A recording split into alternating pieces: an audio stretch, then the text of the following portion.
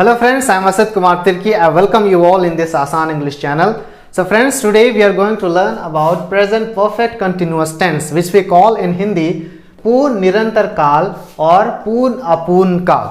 Friends, most of the times we find difficulties in making sentences in this present perfect continuous tense. We have a lot of confusions. How to make sentences, when to use since, when to use for, which helping verbs have to be used. So these are the confusions we face while making sentences in this present perfect continuous tense. So friends, do continue to see this video till the end so that all your confusions will be cleared, doubts will be cleared. I am here to clear all your confusions and doubts that you have. So दोस्तों, आज जो हम पढ़ने वाले हैं वो क्या है? प्रेजेंट परफेक्ट कंटिन्यूअस टेंस, जिसको हम हिंदी में कहते हैं पूर्ण निरंतर काल या फिर पूर्ण अपूर्ण काल. ठीक है, तो दोस्तों ये प्रेजेंट परफेक्ट टेंस का उपयोग कब करते हैं ये पहले हम सीख लेते हैं. इसका उपयोग जब भी कुछ काम हम पास्ट में शुरू कर चुके होते हैं और प्रेजेंट में खत्म भी नहीं हुआ होता है, वो चलता रहता है. ठीक है, तो इसको व्यक्त करने के लिए, उसको बताने के लिए हम प्रेजेंट परफेक्ट कंटिन्यूअस टेंस का उपयोग करते हैं. ओके, जो भी काम हम पास्ट में शुरू कर लिए हैं और वो खत्म नहीं हुआ है, अभी भी चल रहा है. ठीक है, तो ऐसी स्थिति में हम प्रेजेंट परफेक्ट कंटिन्यूअस टेंस का उपयोग करते हैं या फिर पूर्ण निरंतर काल या फिर पूर्ण अपूर्ण काल का उपयोग करते हैं. ठीक है, इसीलिए यहां पर क्या लिखा हुआ है? पूर्ण भी लिखा हुआ है, निरंतर भी लिखा हुआ है. पूर्ण मतलब पास्ट में शुरू हो गया है ना, और निरंतर मतलब अभी भी चल रहा है. तो आई होप आपको समझ में आ गया होगा. तो इसमें हमें ध्यान रखने वाली बात यह है कि उसकी पहचान क्या होती है, सबसे पहले हमें जानना है. उसके बाद में कौन कौन से सब्जेक्ट के साथ में कौन सा हेल्पिंग वर्ब आनी है, उनके साथ में और भी कुछ ऐड होता है. ठीक है, तो ये सब चीजों को मैं अभी समझाता हूं. तो दोस्तों चलो हम सबसे पहले उनकी पहचान को सीखते हैं. आइडेंटिफिकेशन उनकी होती क्या है ये हम जान लेते हैं. जब भी हिंदी में वाक्य ता आ रहा है, ता आ रही है, ता आ रहा हूं, ती आ रही हूं, ते आ रहे हैं, ते आ रहे हो, इन सबसे अंत होता हो. ठीक है, या फिर रहा है, रही है, रहा हूं, रही हूं, रहे हैं, रहे हो प्लस से का मतलब क्या होता है? यहां पर से मतलब समय. तो जब भी हिंदी में वाक्य इन सब से अंत होता है तो हमें पता हो जाना चाहिए कि वो वाक्य कौन सा टेंस में है? प्रेजेंट परफेक्ट कंटिन्यूअस टेंस में है. ठीक है, तो कंफ्यूज मत होइएगा प्रेजेंट कंटिन्यूअस टेंस में और प्रेजेंट परफेक्ट कंटिन्यूअस टेंस में. ठीक है, थोड़ा सा डिफरेंस है, और वो डिफरेंस क्या है कि प्रेजेंट कंटिन्यूअस टेंस में समय नहीं बताया जाता है, लेकिन प्रेजेंट परफेक्ट कंटिन्यूअस टेंस में हमें समय बताना बहुत जरूरी होता है. बस यही डिफरेंस है. ठीक है, तो आगे हम सीखते हैं कि उनके साथ सहायक क्रिया कौन कौन सी होती है. सहायक क्रिया, ठीक है, हेल्पिंग वर्ब्स कौन कौन से हैं? हैव और हैज, लेकिन उनके साथ में बीन भी ऐड होता है. ठीक है, हैव हैज तो हमने प्रेजेंट परफेक्ट में भी सीखा है, लेकिन हैव हैज के साथ में बीन भी ऐड करना जरूरी होता है. उसके बाद हमको ये जानना जरूरी है कि कौन कौन से सब्जेक्ट के साथ में कौन कौन से हेल्पिंग वर्ब आते हैं. वो भी हमने प्रेजेंट परफेक्ट में सीख चुके हैं, सेम वैसे ही है. ठीक है, केवल हमें ऐड करना है बीन. ठीक है, तो फिर भी मैं बता देता हूं. आई, वी, यू, दे और प्लूरल सब्जेक्ट के साथ में हैव आता है, हैव के साथ में बीन भी ऐड करना है. और ही, शी, इट और सिंगुलर सब्जेक्ट के साथ में हैज का उपयोग होता है. ठीक है, हैज के साथ में बीन भी ऐड करना है. ठीक है, आई होप इतना क्लियर हो गया होगा आपको. उसके बाद में और कुछ एक्स्ट्रा ऐड करना होता है उनके साथ में, जो कि समय को बताता है, समय को दर्शाता है. और वो कौन कौन से हैं? सिंस और फॉर. और ये सिंस कब यूज होता है, फॉर कब यूज होता है, ये मैं आपको बताता हूं. सिंस कब यूज होता है? पॉइंट ऑफ टाइम को बताने के लिए, बिगिनिंग ऑफ टाइम को बताने के लिए, मतलब काम कब शुरू हुआ. ठीक है, एग्जैक्ट टाइम, निश्चित टाइम को बताने के लिए वो यूज करते हैं. ठीक है, या फिर नाम को बताने के लिए, जैसे कि संडे, मंडे, ट्यूसडे, जनवरी, फरवरी, मार्च 2019, 2016, है ना. ये सब क्या है? एग्जैक्ट टाइम है. तो इन सब को बताने के लिए हम क्या का यूज करते हैं? सिंस का उपयोग करते हैं.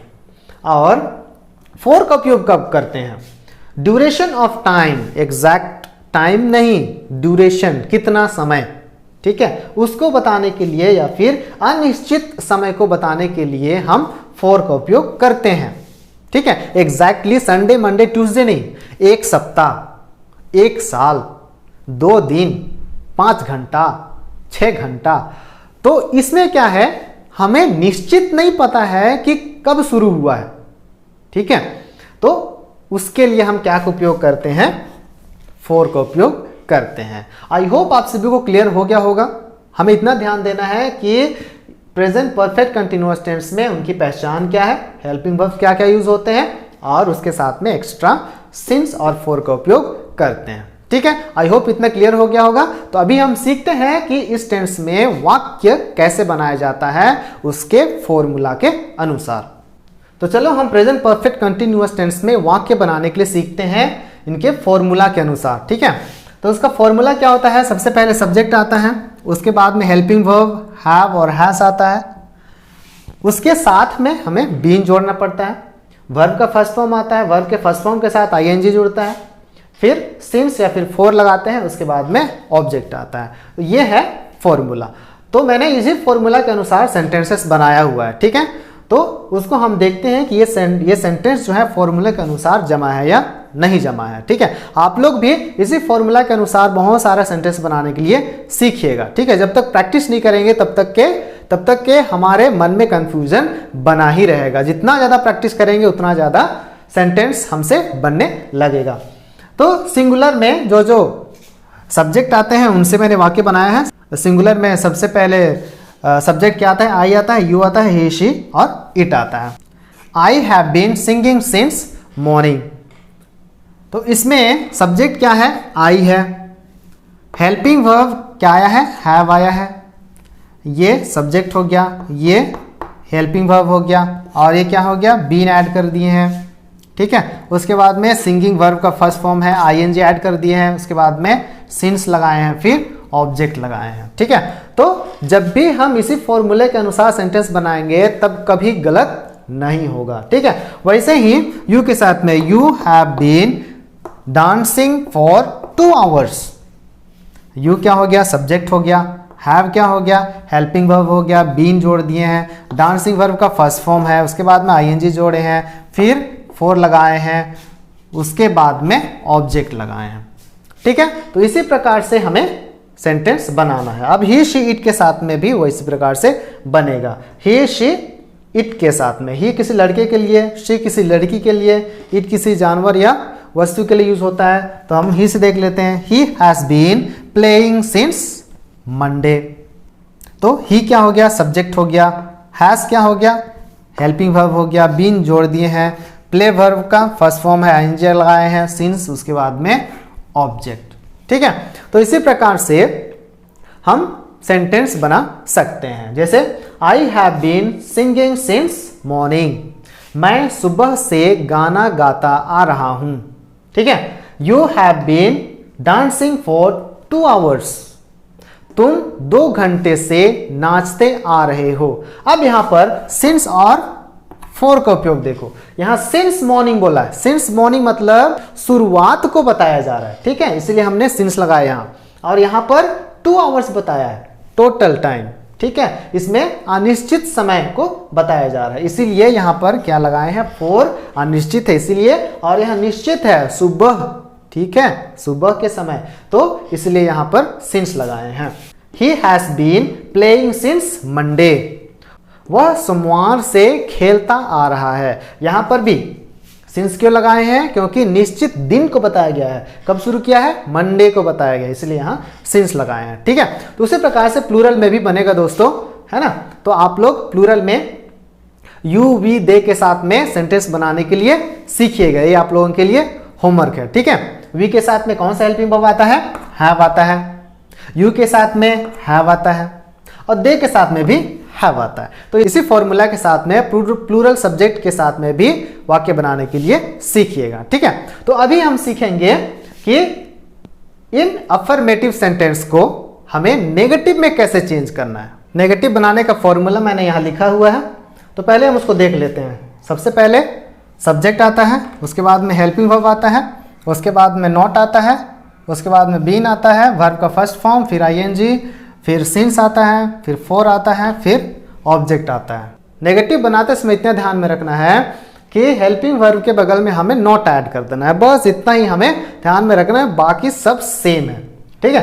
तो मैंने एक सेंटेंस बनाया हुआ है अफर्मेटिव में, उसको चलो हम नेगेटिव में चेंज करके देखते हैं। तो सबसे पहले हमें सेंटेंस में हेल्पिंग वर्ब को ढूंढना है, वो कहाँ है, यहाँ पर है, हैज है, उसके बगल में हमें नोट ऐड करना है नेगेटिव बनाने के लिए। तो ये कैसे बन जाएगा, तो Reshma has been studying for 2 hours, Reshma 2 घंटे से पढ़ाई करते आ रही है।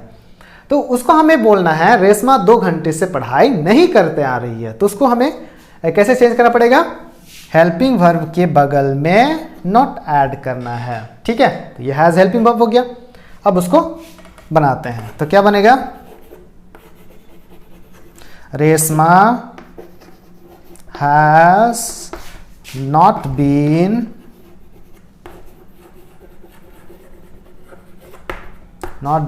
Studying for 2 hours.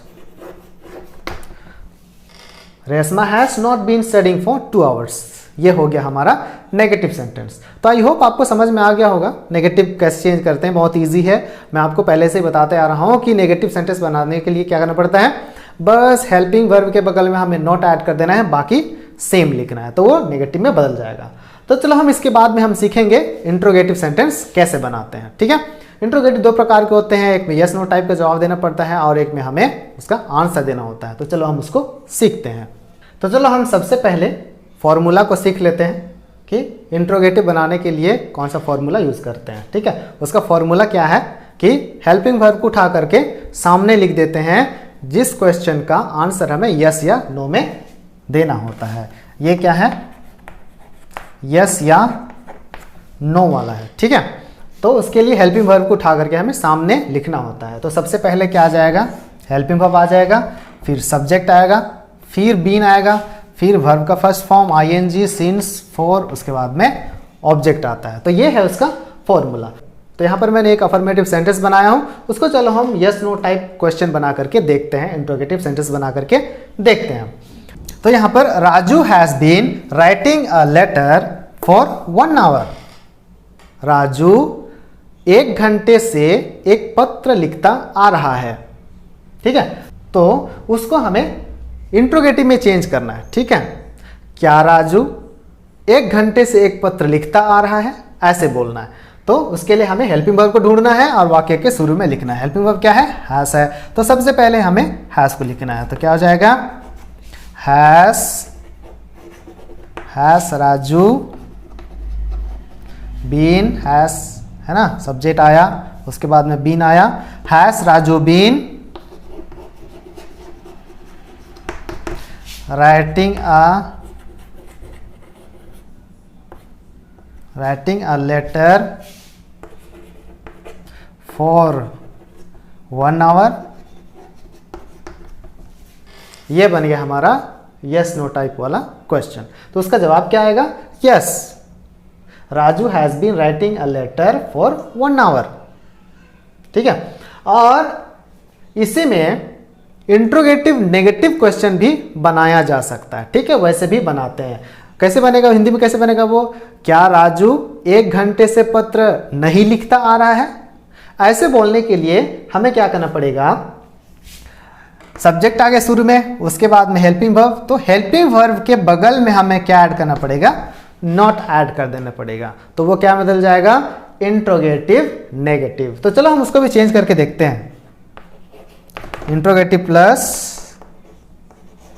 नेगेटिव। तो ये पहले से इंट्रोगेटिव है तो वैसे ही लिख देते हैं, हैज राजू। अब सब्जेक्ट के बाद हमें क्या ऐड करना है, नॉट ऐड करना है। हैज राजू नॉट बीन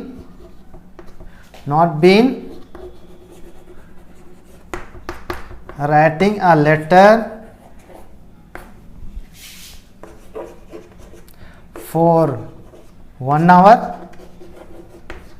यह बन गया हमारा इंट्रोगेटिव नेगेटिव सेंटेंस। तो इसके बाद हमें सीखना है कि जिस क्वेश्चन का हमें जवाब देना पड़ता है वो कैसे बनाना है। वो भी सेम है, डिफिकल्ट नहीं है। उसमें बस हमें क्या ऐड करना पड़ता है, क्वेश्चन वर्ड बस ऐड करना पड़ता है, बाकी हमें इसी प्रकार से बनाना होता है। ठीक है, तो चलो हम उसको भी सीख लेते हैं। ठीक है, चलो हम इसका भी पहले फॉर्मूला देख लेते हैं। ठीक है, तो इसमें सबसे पहले हमें क्या ऐड करना पड़ता है, क्वेश्चन वर्ड ऐड करना पड़ता है। उसके बाद में हेल्पिंग वर्ब आता है, सब्जेक्ट आता है, बीन आता है, वर्ब का first form ING, since, for, उसके बाद में ऑब्जेक्ट आता है। ठीक है, जैसे यस नो टाइप क्वेश्चन बनाने के लिए सीखे थे ना, बस उसी के पहले, ठीक है, उसके शुरू में क्या ऐड कर देना है, हमें क्वेश्चन वर्ड ऐड कर देना है। तो क्या बन जाएगा, वो आंसर देने वाला क्वेश्चन बन जाएगा। ठीक है, जिसका हमें उत्तर एग्जैक्टली देना पड़ता है, यस या नो टाइप में नहीं। ठीक है, तो इसको चलो हम बना करके देखते हैं, जिसका उत्तर हमें देना हो वैसा क्वेश्चन हमें बनाना है। तो we have been singing for 1 hour, हम 1 घंटे से गाना गाते आ रहे हैं। ठीक है, तो उसको हिंदी में बनाना है कि तुम लोग 1 घंटे से क्या करते आ रहे हो, ऐसे पूछना है। ठीक है, तो क्या के लिए जो वर्ड है वो सबसे पहले हमें लगाना पड़ेगा। सबसे पहले क्या लगाना पड़ेगा, व्हाट। ठीक है, उसके बाद में हेल्पिंग वर्ब आना है। तो हेल्पिंग वर्ब क्या है, हैव है। तो व्हाट हैव, यहां पर सब्जेक्ट के अनुसार हमें हेल्पिंग वर्ब लगाना पड़ेगा। ठीक है, व्हाट हैव, अगर मान लो ही शी इट है तो हैज लगाना पड़ेगा, है ना। तो व्हाट हैव यू बीन, अब ये सिंग तो क्या है, गाना गाना है, काम है, तो काम करना, कुछ करना को क्या बोलते हैं, डू बोलते हैं। तो क्या आ जाएगा, doing, been doing for 1 hour. ये बन गया हमारा question. What have you been doing for 1 hour, तुम लोग 1 घंटे से क्या करते आ रहे हो। तो उसका जवाब हमें क्या मिलेगा, we have been singing for 1 hour, हम 1 घंटे से गाना गाते आ रहे हैं। ठीक है, तो इसी प्रकार से हम वाक्य बना सकते हैं। तो आई होप आप सभी को समझ में आ गया होगा जो भी मैंने एक्सप्लेन किया है। ठीक है, तो यही है प्रेजेंट परफेक्ट कंटिन्यूअस टेंस, जिसमें हम बहुत बार कंफ्यूज हो जाते हैं कि कैसे वाक्य बनाना है। तो आई होप मैं आप सभी को अच्छे से एक्सप्लेन कर पाया होगा। अगर नहीं समझ आया है तो आप सब कमेंट बॉक्स में जाकर के मुझे कमेंट कर सकते हैं। समझ नहीं आया या फिर एक्सप्लेन नहीं कर पाया तो आप कमेंट बॉक्स में जाकर के मुझे कमेंट कीजिएगा, ताकि मैं आप सभी को रिप्लाई कर सकूं। ठीक है, तो जाते जाते और एक बार जो भी इस चैनल में नए हैं दोस्तों, सब्सक्राइब कर लीजिए, लाइक कर लीजिए और नोटिफिकेशन बेल को ऑन रखिए दोस्तों, ताकि नेक्स्ट वीडियो को नोटिफिकेशन आप तक पहुंच जाए जल्द से जल्द, जब भी मैं नेक्स्ट वीडियो अपलोड करूं। ठीक है, तो दोस्तों इसी प्रकार से आप लोग अपना प्यार देते रहिए और वीडियो देखते रहिए और मेरे वीडियो से कुछ ना कुछ सीखते रहिए। ठीक है, तो तब तक के लिए गुड बाय।